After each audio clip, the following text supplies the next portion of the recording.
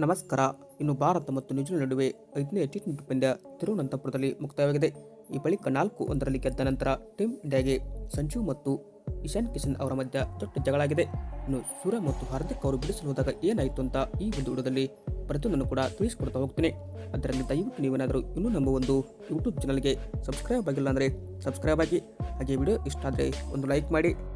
ಇನ್ನು ಇತ್ತೀಚೆಗೆ ಮುಕ್ತಾಯಗೊಂಡ ಭಾರತ ಮತ್ತು ನ್ಯೂಜಿಲೆಂಡ್ ನಡುವಿನ 5 ಪಂದ್ಯಗಳ ಟಿ20 ಸರಣಿಯಲ್ಲಿ ಸಂಜು ಮತ್ತು ಇಶಾನ್ ಕಿಶನ್ ಮಧ್ಯೆ ಒಂದು ದೊಡ್ಡ ಜಗಳ ಆಗಿದೆ. ಅಂದರೆ ಏನಾಯಿತು ಜಗಳ ಅಂತ ಹೇಳ್ತೋದ್ರೆ, ಇದು ಓಪನಿಂಗ್ ಸ್ಲಾಟಲ್ಲಿ ಜೊತೆಗೆ ವಿಕೆಟ್ ಕೀಪಿಂಗ್ನಲ್ಲಿ ಇದು ದೊಡ್ಡ ಜಗಳ ಅಂತಲೇ ಹೇಳ್ಬೋದು. ಇನ್ನು ಸಂಜು ಸ್ಯಾಮ್ಸನ್ ಅವರ ಕಳಪೆ ಪ್ರದರ್ಶನದಿಂದಾಗಿ 5ನೇ ಟಿ20 ಪಂದ್ಯದಲ್ಲಿ ವಿಕೆಟ್ ಕೀಪರ್ ಜಾಗವನ್ನು ಕೂಡ ಅವರ ಕಡೆಯಿಂದ ಕಸಿದುಕೊಂಡು ಇಶಾನ್ ಕಿಶನ್ ಅವರಿಗೆ ವಿಕೆಟ್ ಕೀಪಿಂಗ್ ಜವಾಬ್ದಾರಿಯನ್ನು ಟೀಮ್ ಇಂಡಿಯಾ ಪರ ನೀಡಲಾಗಿತ್ತು. ಈ ಮೂಲಕ ಸಂಜು ಸ್ಯಾಮ್ಸನ್ ಅವರನ್ನು ಇಂಡೈರೆಕ್ಟ್ ಆಗಿ ಈ ಒಂದು ಟಿ20 ವರ್ಲ್ಡ್ ಕಪ್ನಿಂದ ಹೊರಗಿಡುವ ಪ್ಲಾನನ್ನು BCCI ಮಾಡಿದ.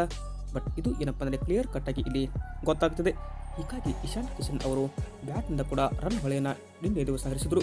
ಇನ್ನು ಸೆಂಚುರಿ ಹೊಡೆದು ದಾಖಲೆ ಬರೆದ ಇಶಾನ್ ಕಿಶನ್ ಈ ಕಡೆ ಸಂಜು ಸ್ಯಾಮ್ಸನ್ ಕೇವಲ 6 ರನ್ಗೆ ಔಟ್ ಆಗಿ ಮತ್ತೊಮ್ಮೆ ವೈಫಲ್ಯ ಅನುಭವಿಸಿದರು. ಅಂದರೆ ಇಡೀ ಸರಣಿಯಲ್ಲಿ ಸಂಜು ಸ್ಯಾಮ್ಸನ್ ಅವರ ಕಡೆಯಿಂದ ಕಳಪೆ ಪ್ರದರ್ಶನ ಮೂಡಿ ಬಂದಿದೆ. ಅಂದರೆ 24 ರನ್ ಹೊಡೆದಿದ್ದು ಒಂದು ಇನ್ನಿಂಗ್ಸ್ನಲ್ಲಿ ಬಿಟ್ಟರೆ ಮತ್ತಾವ ಇನ್ನಿಂಗ್ಸ್ನಲ್ಲಿ ಇವ್ರ ಕಡೆಯಿಂದ ಬ್ಯಾಟ್ ಸದ್ ಮಾಡಲಿಲ್ಲ. ಹೀಗಾಗಿ ಸಂಜು ಸ್ಯಾಮ್ಸನ್ ಅವರನ್ನು ಕ್ಲಿಯರ್ ಕಟ್ ಆಗಿ ಈ ಒಂದು ಟಿ20 ವಿಶ್ವಕಪ್ನಿಂದ ಹೊರಗಿಟ್ಟು ಅಂದರೆ ಓಪನಿಂಗ್ ಸ್ಲಾಟನ್ನು ಇಶಾನ್ ಕಿಶನ್ ಮತ್ತು ಅಭಿಷೇಕ್ ಶರ್ಮಾ ಅವರಿಗೆ ಮಾಡಿಕೊಟ್ಟಿದೆ ಅಂತಲೇ ಹೇಳ್ಬೋದು. ಬಟ್ ನಿನ್ನೆ ದಿವಸ ಪ್ರಯೋಗ ನಡೆದರೂ ಕೂಡ ಪ್ರಯೋಗ ಕೂಡ ಇಲ್ಲಿ ಸಕ್ಸಸ್ ಆಯಿತು. ಹೀಗಾಗಿ ಸಂಜು ಸ್ಯಾಮ್ಸನ್ ಅವರನ್ನು ಟಿ20 ವರ್ಲ್ಡ್ ಕಪ್ನಿಂದ ಹೊರಗಿಡ್ತಾರೆ. ಇದು ಓಪನರ್ ಅವರನ್ನೇ ಕನೆಕ್ಟಿಸ್ತಾರಂತ ಕಾದು ನೋಡಬೇಕು. ಸದ್ಯಕ್ಕಂತೂ ಬರುವ ರಿಪೋರ್ಟ್ ಪ್ರಕಾರ ಇಶಾನ್ ಕಿಶನ್ ಅವರಿಗೆ ವಿಕೆಟ್ ಕೀಪರ್ ಜೊತೆಗೆ ಓಪನಿಂಗ್ ಸ್ಲಾಟ್ ನೀಡುವ ಎಲ್ಲ ಸಾಧ್ಯತೆಯನ್ನು ಕೂಡ ಎದ್ದು ಕಾಣ್ತಿದೆ. ಹೀಗಾಗಿ ಒಂದು ವೇಳೆ ಇದಾದರೆ ಈಗ ಮತ್ತಷ್ಟು ಭಾರತ ತಂಡ ಬಲಿಷ್ಠವಾಗಲಿದೆ. ಸಂಜು ಸ್ಯಾಮ್ಸನ್ ಒಂಥರ ಒಳ್ಳೆಯ ಬ್ಯಾಟ್ಸ್ಮನ್, ಅದರಲ್ಲಿ ಡೌಟ್ ಇಲ್ಲ. ಬಟ್ ಕಳಪೆ ಪ್ರದರ್ಶನ ಅವರನ್ನು ಕಾಡ್ತಾ ಇದೆ. ಹೀಗಾಗಿ ನ್ಯೂಜಿಲೆಂಡ್ ವಿರುದ್ಧ 5 ಪಂದ್ಯಗಳ ಟಿ20 ಸರಣಿಯಲ್ಲೂ ಕೂಡ ಅವ್ರ ಕಡೆಯಿಂದ ರನ್ ಬರದೇ ಇರೋದ್ರಿಂದ ಹೀಗಾಗಿ ಇಶಾನ್ ಕಿಶನ್ ಅವರಿಗೆ ಓಪನಿಂಗ್ ಜವಾಬ್ದಾರಿಯನ್ನು ನೀಡುವ ಸಾಧ್ಯತೆ ಇದೆ. ನಂಬರ್ 3ರಲ್ಲಿ ಬಂದು ಇಶಾನ್ ಕಿಶನ್ ಅವರು ನಿನ್ನೆ ದಿವಸ ಶತಕ ಹೊಡೆದರು.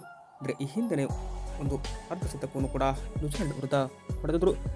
ಅಂದರೆ ಇಶಾನ್ ಕಿಶನ್ ಅವರು ಅತಿ ವೇಗದ ಅರ್ಧ ಶತಕ ಮತ್ತು ಅತಿ ವೇಗದ ಶತಕವನ್ನು ನ್ಯೂಜಿಲೆಂಡ್ ವಿರುದ್ಧ ಬಾರಿಸಿದರೆ ದಾಖಲೆಗೆ ಉಳಿದುಕೊಳ್ಳುತ್ತು. ಇದು ಏನಪ್ಪ ಅಂದರೆ BCCI ಗಮನ ಸೆಳೆದಿದ್ದು ಈಗ ಇಶಾನ್ ಕಿಶನ್ ಅವರನ್ನು ಓಪನಿಂಗ್ ಆರಂಭಿಸುವ ಸಾಧ್ಯತೆ ಇದೆ. ನಿಮಗೆ ಇಶಾನ್ ಕಿಶನ್ ಮತ್ತು ಸಂಜು ಸ್ಯಾಮ್ಸನ್ ಈ ಇಬ್ಬರಲ್ಲಿ ಟೀಮ್ ಇಂಡಿಯಾಗೆ ಬೆಸ್ಟ್ ಓಪನರ್ ಯಾರು ಎಂಬುದನ್ನು ಕಮೆಂಟ್ ಮುಖಾಂತರ ಕಮೆಂಟ್ ಮಾಡಿ. Thank you.